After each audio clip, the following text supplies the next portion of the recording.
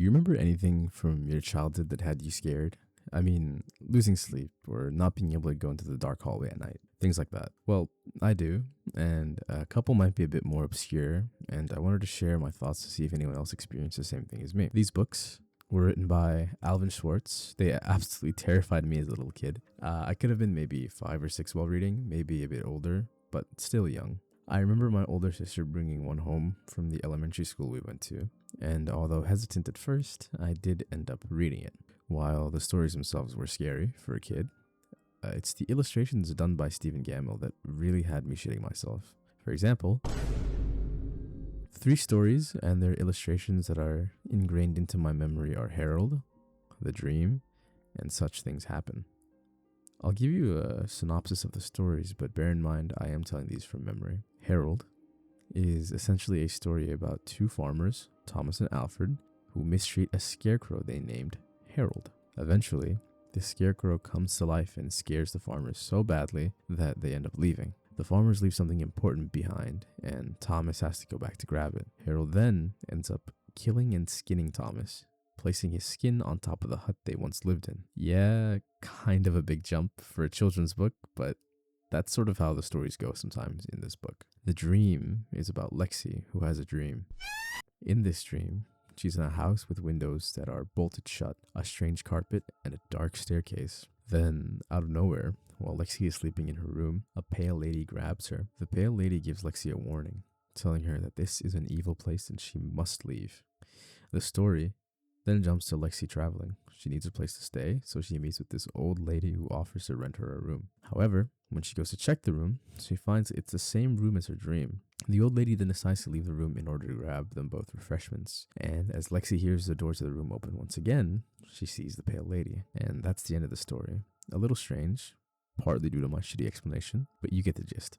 Such Things Happen is about a guy, Bill, who runs over his neighbor's cat. Her name was Addie Fitch, and she goes on about how you'll regret this one day, or what have you. Eventually, Bill's wife breaks her arm, his cow stops producing milk, and his dog dies. This causes Bill to do something completely normal and not insane. He draws a picture of her on an oak tree, draws an X mark on where her heart would be, and drives a nail into the X mark. It was some old superstition that his grandfather had told him about, where if a witch was cursing him, this would cause her to stop. It actually ends up working. By the end of the story, Addie walks onto her driveway in view of Bill, and she looks like this. Then she just drops dead. Yeah, while the stories might not have had the same fear factor as the illustrations did, that didn't really matter to me when I was a kid.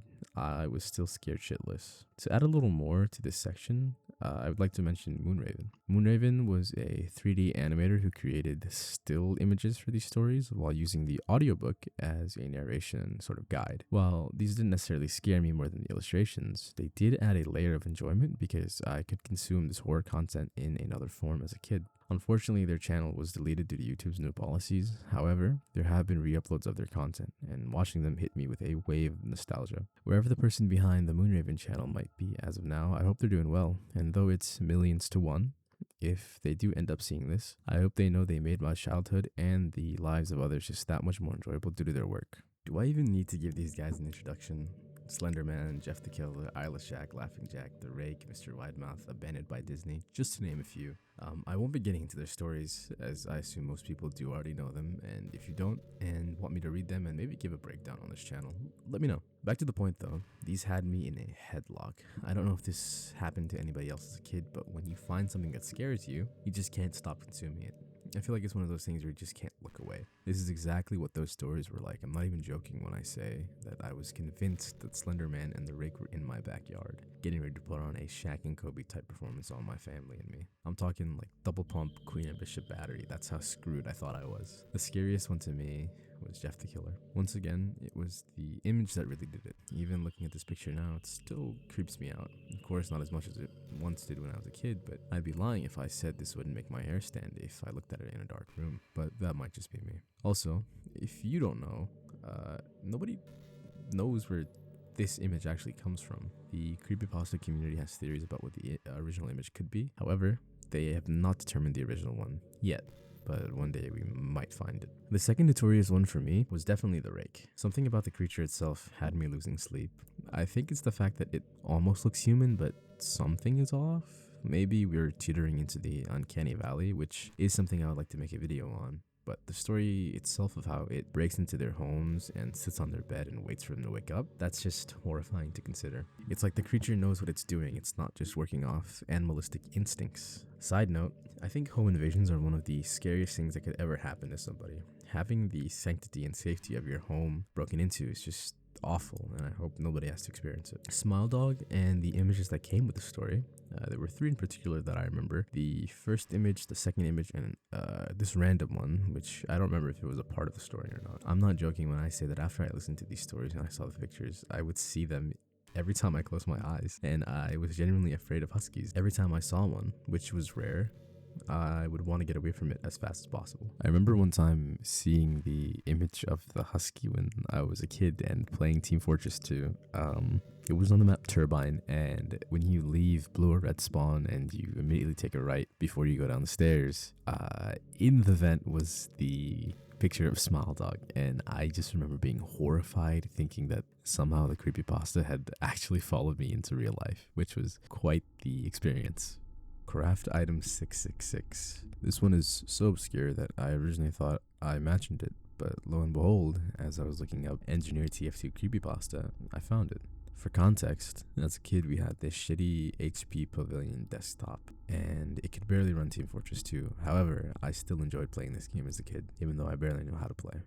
The story itself doesn't really matter, but the image does. Out of everything we discussed, you might look at this image and think this is the least scary one out of them all, and I would have to agree. However, the specific moments where I would get scared might add more context. Since my PC at the time was so bad and I was so young, I didn't really have people to play with, so I ended up playing TF2 alone most of the time. This stemmed into casual, but also into Man vs. Machine. If you don't know, Man vs. Machine, or MVM, is a co-op PvE game mode for TF2 where you have to kill robots. Before the match starts, the UI at the top of the screen shows the names of the players and the character's portrait. It was here that I saw the engineer's portrait when I was playing alone. My brain made the connection between this and this.